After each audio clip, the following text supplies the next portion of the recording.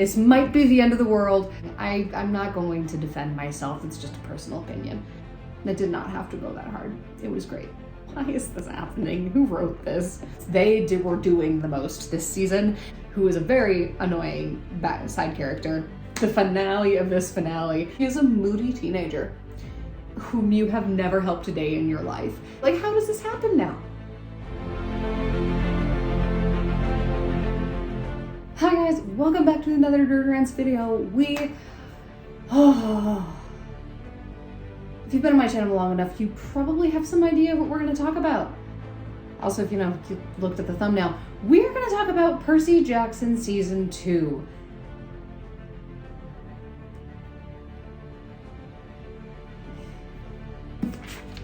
Guys, I have notes. I have notes for this video. This might be the end of the world because your girl kind of scripted her video. Like, this has never happened before. But I have thoughts. It was actually really fun watching the finale because Wednesday nights does not work to watch it with my husband's schedule. We are watching it together and he is not around on Wednesday nights. So that doesn't work. So it usually ends up being Friday or Saturday because we also have Bible study on Thursdays. We get to Bible study on Thursday, and 2 or 3 of the other girls in the group are having a very heated conversation about this episode. And so we ended up watching it instead of whatever Rachel had planned. We watched the finale of Percy Jackson, and it was actually kind of fun to watch it in the group setting like that. But that didn't help this situation. I have a double-sided note, and mostly it's to keep everything straight because there are certain things that I really want to talk about, and I don't want to lose the other things in the midst of that and the ramblings that I am bound to go on because of this particular topic. So we're gonna jump right into it, and I'm gonna try to get through things in a rather timely manner and try not to get on too many rabbit trails. But we'll just start off with, I think the first episode felt a little bit rushed again because again, they're trying to get through all of the stuff with Percy having some sort of instigating event, and they were introducing Tyson, and they had to get Annabeth over there, and then they had to get them all to camp, and then they had to get through the tree being poisoned and Tantalus and blah, blah, blah. And so it felt like they were rushing it a little bit because they are limited to 8 episodes in a season. I don't know why that's a thing. It really shouldn't be, but they were limited to those 8 episodes. And so the beginning inevitably felt rushed because they were trying to get to the meat of the story as quickly as possible so that they don't have to rush the ending. Which I suppose is good to rush the beginning versus the ending. But personally, I missed them fighting a Culcus bull. Just my personal opinion. I also missed kind of the confusion of they're showing up to camp, they don't know what's going on, and the tree is already poisoned. They get there, the Culcus bull is attacking, it is breaking through a weakened barrier while Clarice and the Border Patrol are trying to hold it back, and then they realize, we're in trouble. And then we jump into the quest. Like, this one gets into the quest probably the quickest of any of them because there's not really any events happening prior to that, where it's like the first book they had to introduce the world a little bit, and Titan's Curse we have their little side mission before they get into the actual quest, and the little things that happen with that, the hunters arriving and this, that, and the other thing that happened before we get into it, and Battle of the Labyrinth. I don't remember the particulars of how that one starts, but it feels like a lot of all the other books, there's some sort of introductory stuff happening, and then the main quest happens. Whereas this one, they get there, everything is falling apart, we are in trouble, a quest happens, and it seems to go much more quickly, which would make sense considering it's the thinnest book of all 5. But I miss the confusion that comes with that, and the idea that Chiron is gone not because he's not just because he's Cronus' child, but because the poison used to hurt this tree, which we don't even get he poisoned it in the show. We're just like, he stabbed it. And now she's dying. Like, we don't even get the information that he poisoned the tree, which I didn't really think about because I know the story, but I didn't think about that until just now. We didn't get the whole he poisoned the tree exposition or explanation. And so the idea that it's like Chiron is just gone because he's Cronus's child. But in the book, he's gone because the poison used to poison the tree is something that he had access to, but very few other people would. And so having access to the poison and the tree so easily makes him a suspect. And that is why he is discharged and why Tanos is put in his place. That would have been a much... I'm missing that, because that seems to flow better than just, he's gone because he's Cronus's child. That's petty even for the gods to like have no reason other than, he's Cronus's child and we're about to go to war with Kronos. Clearly he's going to choose his father's side, the guy who ate all his kids.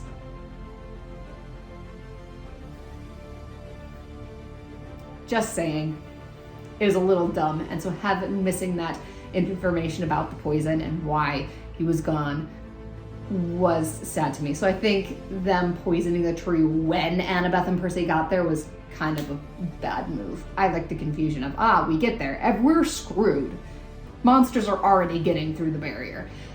So that was missing for me a little bit for the beginning. And then something that became like abundantly clear in this season is like the acting difference between Leah and Walker. Like, I have nothing against Leah Sarah Jeffries. And I don't know if it's entirely on her or if it's like the writing or direction or whatever on the like production side of it. But putting her up against Walker Scobell, who is acting his pants off in every single scene that he has, it does not compare. Like, I believe that Walker is going through all of these things. He is wonderful at acting. He's doing amazing. And then Leah's around, and just they're on two different levels, and they're the two main characters, and so they are constantly interacting.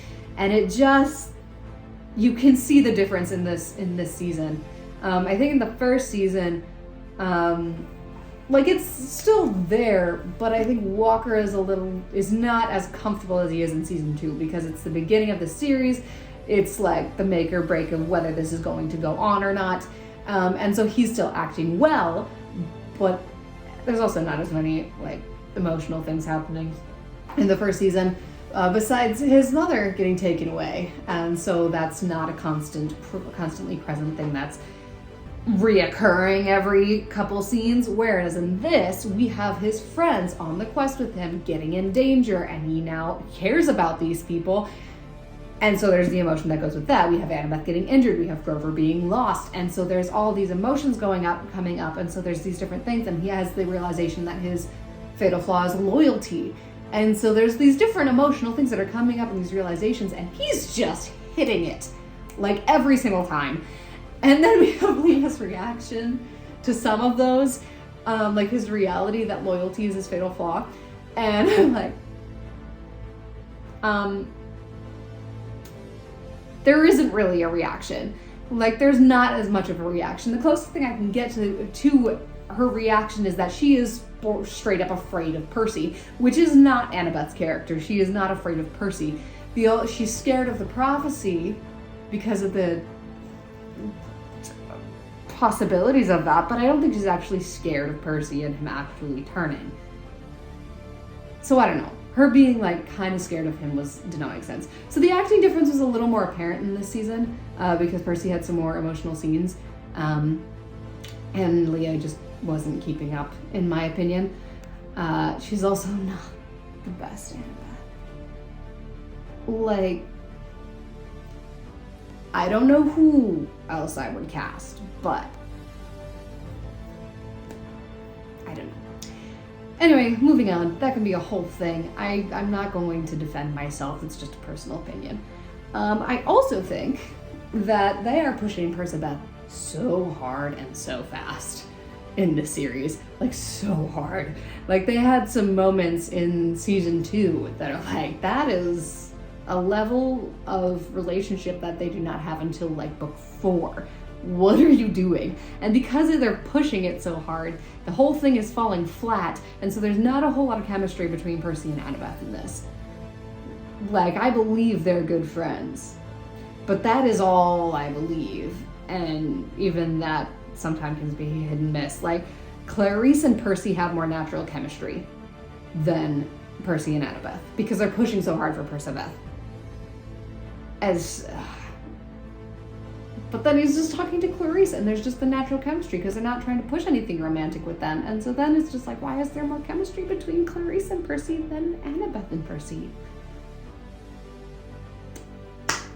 It's a little unfortunate, because Perciveth is a wonderful ship, and like the development of their relationship is so good in the books. Also, the relationship between Clarice and her dead crew. It did not have to go that hard. It was great.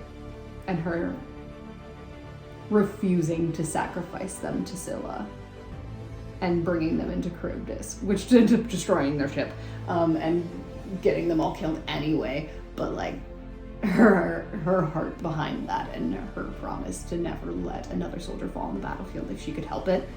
Ugh. Getting some more depth to Clarice's character was really fun in this season. But yeah, the relationship between her and her crew is great.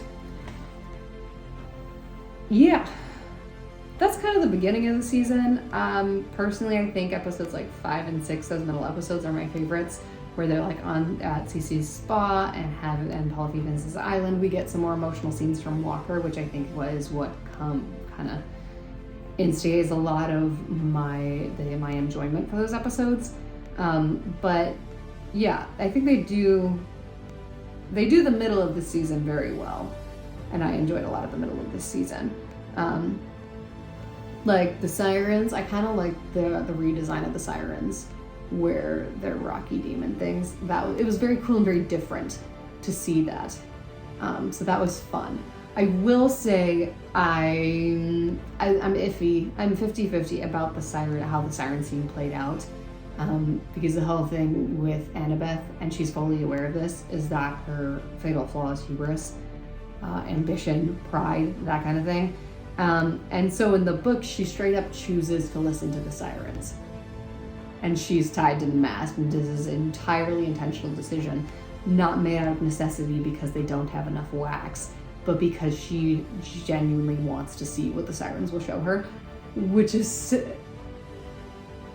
I really like it. I like the way the scene plays out. And this one isn't bad, having her like be, we lost the wax, and Percy's already tied to the mast. Like, oops, now what?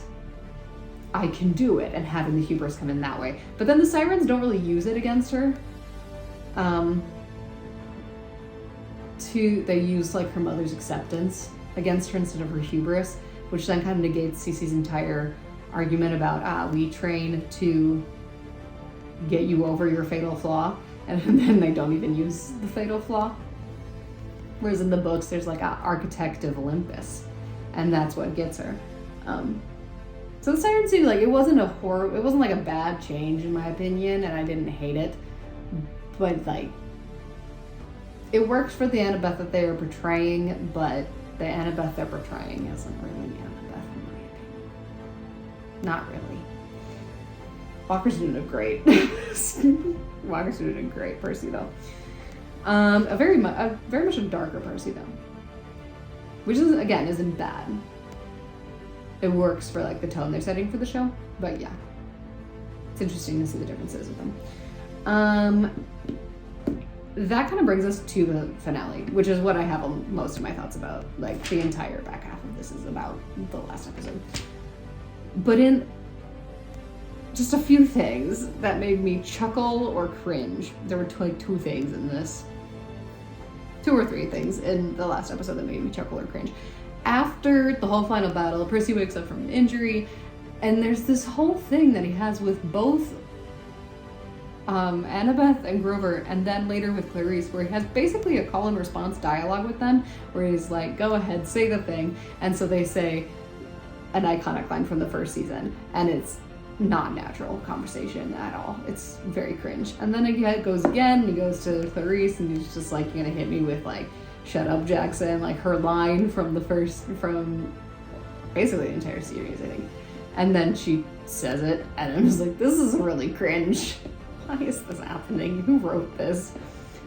So that was very cringe. That was very cringy. And then also everyone's bows. All of the archers had tiny bows, especially Chiron, because they don't change the size of the bow for Chiron, but the guy is a centaur. He's bigger than just a normal human being or a demigod. And he has this bow that is already undersized for a normal sized human, and he's a centaur. He's fucking big. It looks like it's this big on it.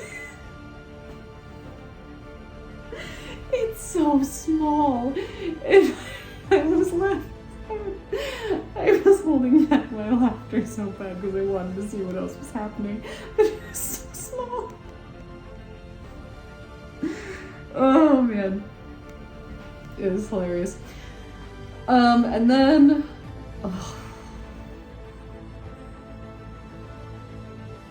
I didn't think I would see this day with Rick Riordan involved in this show. They mispronounced Luke's last name. So the whole thing is the demigod can allow someone who is not a demigod through the barrier into camp, which would have been really helpful in the first book. But we didn't have anyone along who knew that. Anyway, and so the whole thing is like, hey, you specifically, states their full name, allow you through the barrier. And they come out. Okay, it's in the books, it is written out, it's spelled Casttell, I think it's 2 L's, Lan, Castellan, right? Castellan. Oh no, it's not 2 T's, it's 2 L's. Castellan. Yeah? That's all, we all say it, right? This boy comes out with, Luke Castellan, and I wanted to throw something at the screen because that's not how it's written. How is that how you pronounce it? And I had a flashback to the last Airbender movie where they mispronounced half of the characters' names, and just in the most stupid ways. So that aggravated me. But I think that was the only thing with Luke that really did aggravate me. Random thing, I just remembered. This way I don't script things, I just let things flow. The sword fight between Luke and Percy in the 7th episode. I almost wanted more out of that. Like, it wasn't a bad sword fight, but I almost wanted Percy to get more injured and then have a whole thing where the fleece heals him. Like, someone brought up that theory on YouTube, and I was like, that's an awesome theory, I want that to happen. But then they determined that the physics of the fleece is that it does not heal an injury unless you lay it over it, which makes sense, otherwise it'd be OP to anyone who's holding the fleece. But yeah, it would have been fun if I'd gotten a little bit more from the fight. But then they come back, maybe it was supposed to be unsatisfying, because then they come back and they have a whole nother encounter, and Luke's just continually punching him in the face because he has more training and he's allowed to kill him because they're gonna get Thalia back. So we got a satisfying ending just an episode later. So it was fine. It was just a random thing where I got to the end of the episode and was like, I wanted more from that fight. And then we had episode 8, and I was like, cool. We've ended that. Cool. Yeah. Before I get into my absolute rant about the last 10 minutes of this episode, we're just gonna say it. I think Clarice, Grover, and Percy were the best characters of this entire season. They were the peak characters. They had the development. They had the character growth. They had the emotional moments. They were doing the most this season, and it made Annabeth look very much lackluster. No offense to Leah Sarah Jeffries. I blame it on how they are writing the character of Annabeth. I mostly blame it on the way they are writing the character of Annabeth, but she was very lackluster compared to Clarice, Grover, and Percy. She just was. So yeah, my random thoughts about the scattering of the first 7 episodes, a little bit of the 8th episode. Now we're gonna get into the ending. The ending. First of all, I'm not really sure how I feel about Annabeth knowing beforehand that the fleece can heal Thalia. It plays into the plot that they are setting out and the way they've taken these creative liberties and changed the plot. But I don't know how I feel about it. I think It's really cool. It's like, we healed the tree, and then all of a sudden, Thalia is back. And I think that's a really cool way to play. It's like they're not going out to save Thalia, they're going out to save camp. And the intention seems to switch at the end of this season because suddenly Annabeth understands that, hey, maybe the fleece can save Thalia. Which I don't completely understand how she knows that can work beyond, hey, it brought me back from the brink of death. Somehow she understands its power now. That's the explanation we got. So I don't fully understand how she knows that it can save Thalia, and I don't know if I like it or not. It played into how they were playing out the plot, but yeah, I'm still not sure about it. Also, it was very apparent in this episode, I think, but Percy seems smarter than Annabeth. Like, he's coming in and he's smarter than Annabeth for some things. Like, he rouses the troops to fight Luke's army, which is kind of his thing, but at the same time, this early in the series, it feels like it should be an Annabeth thing, or a Clarice thing. Neither of whom were there, but like, they could have switched it up to make it that they were there. I don't know, but it felt like a Annabeth or Clarice thing to do this early in the series. Also, we have a moment where they are blocked from the tree, they can't get the fleece to the tree, and Allison, who is a very annoying side character, you cannot change my mind on this, she's really annoying, is trying to cut down the tree. Trying to cut down Thalia's tree. And so Percy has this bright idea to spear the fleece and have Clarice throw it into the tree. This is a very Annabeth idea. Like, I'm saying it out loud. This is an Annabeth idea. Why is Percy the one coming up with it? Why is Percy having this big brain moment when he is literally, his nickname is literally Seaweed Brain.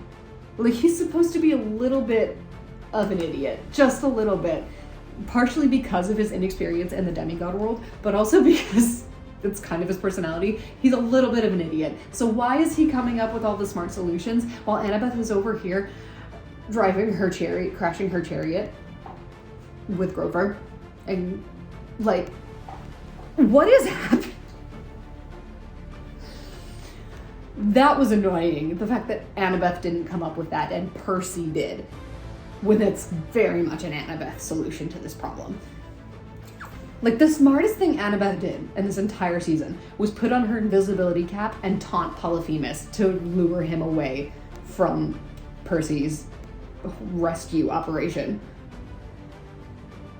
Like, that's the smartest thing she did this entire season, and it got her nearly killed.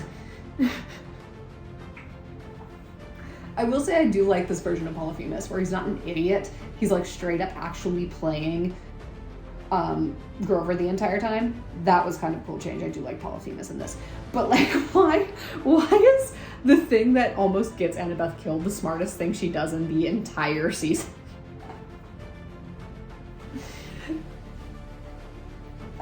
Anyway, the ending. The finale of this finale.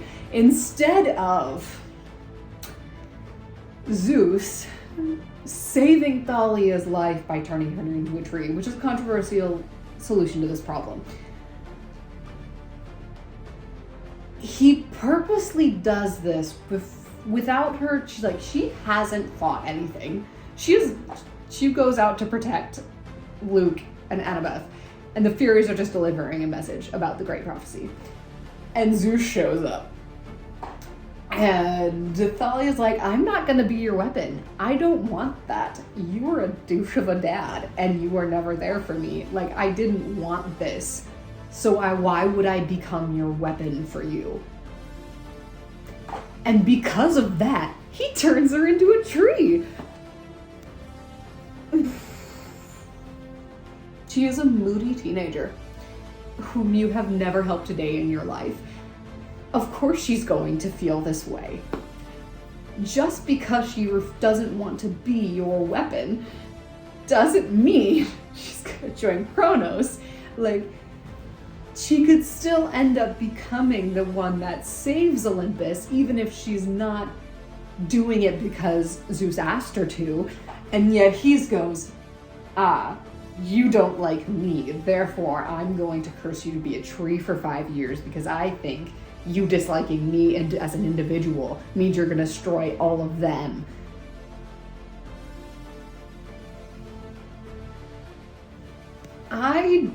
I don't personally like it. Honestly. Like, yes, this is something Zeus would totally do. Honestly, it is in character for Zeus. But at the same time, it's idiotic. And yes, Zeus is kind of an idiot. Like, the man...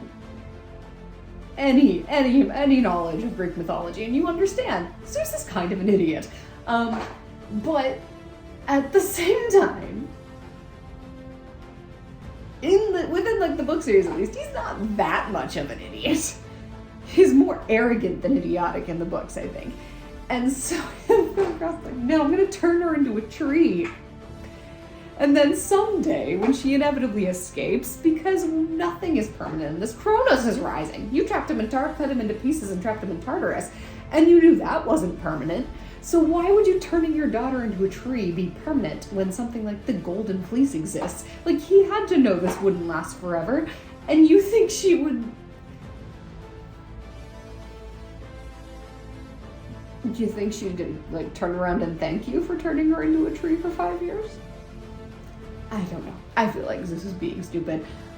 Also, it does kind of throw an interesting dynamic kind of wrench into Titan's curse.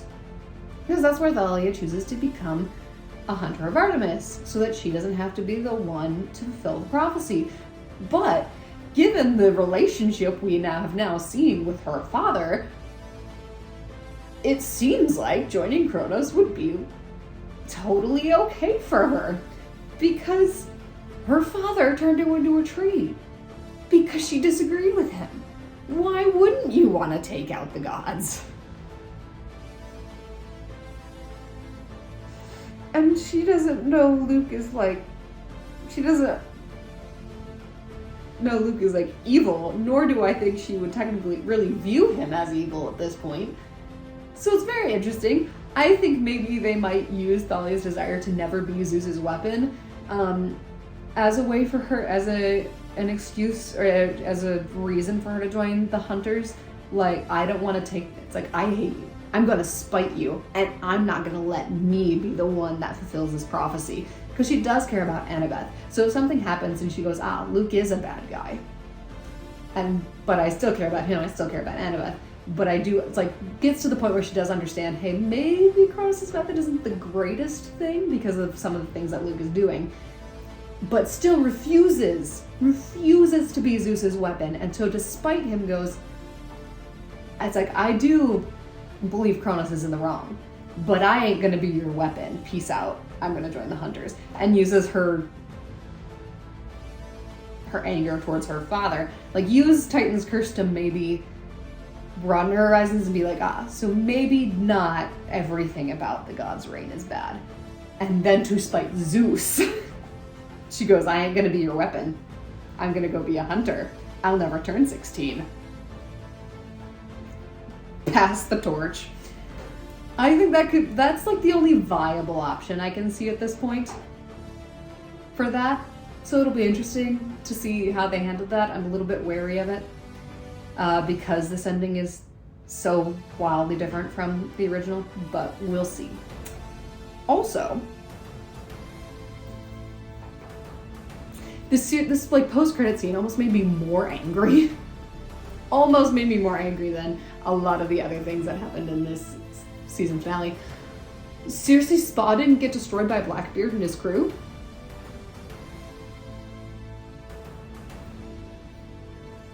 Like, the entire thing is that Blackbeard and his crew escape. They start ravaging the Spa, and that is the chaos that Annabeth and Percy use to get out. Which You know, Blackbeard's still trapped there. He escapes. His crew runs off into the spa to cause havoc.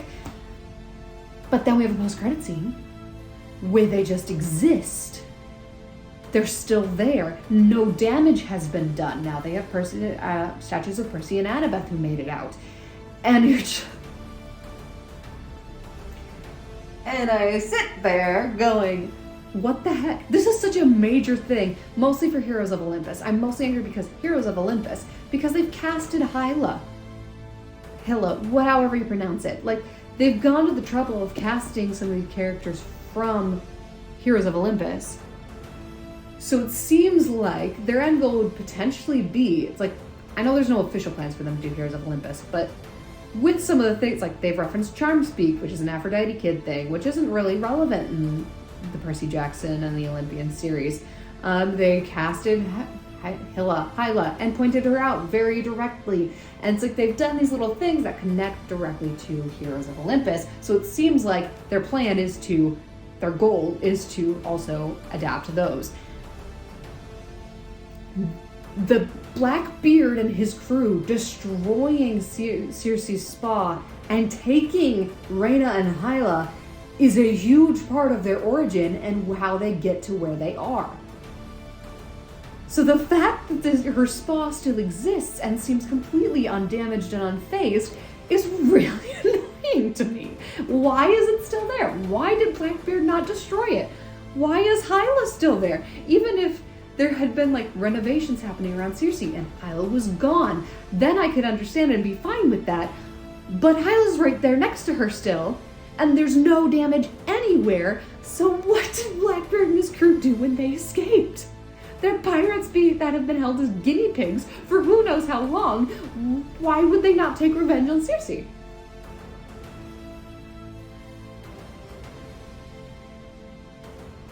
It made me very mad. As someone who truly believes that their goal is to go on and continue and adapt Heroes of Olympus as well, and have gone through the trouble of referencing that, that's really maddening. Like, how the heck does Hyla become Queen of the Amazons? And then Reyna ends up at Camp Jupiter. Like, how does this happen now? Like, I get their origins for how they get to where they are kind of sucky. Like, they're bad. They're dark. Because they're on a pirate ship for who knows how long. As young teenage girls. But that's dark backstories isn't a bad thing. They do dark things in this series. I don't know. I'm trying to ignore that at the moment because that's way in the future. That's like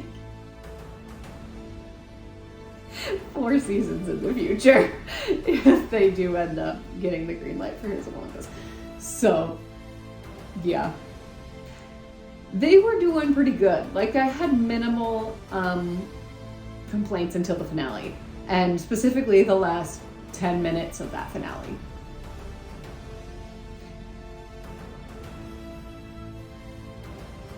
I don't know what to do now. Like, I'm still gonna go into Titan's Curse. Like, I will probably still watch Titan's Curse. Because that one was my favorite. But, like, how are they gonna handle these things? I am cautiously optimistic about what is going to happen. I don't know. Those are my thoughts on seasons 2. Feel free to share yours in the comments and continue this discussion. I'm down to nerd out with you guys, especially when I've had more than 24 hours to think about things. If I came up with this in 24 hours, who knows what I could come up with in the next few days. So feel free to continue that discussion. I post videos on this channel on Saturdays and on my audiobook channel on Thursdays. I'll see you guys next time.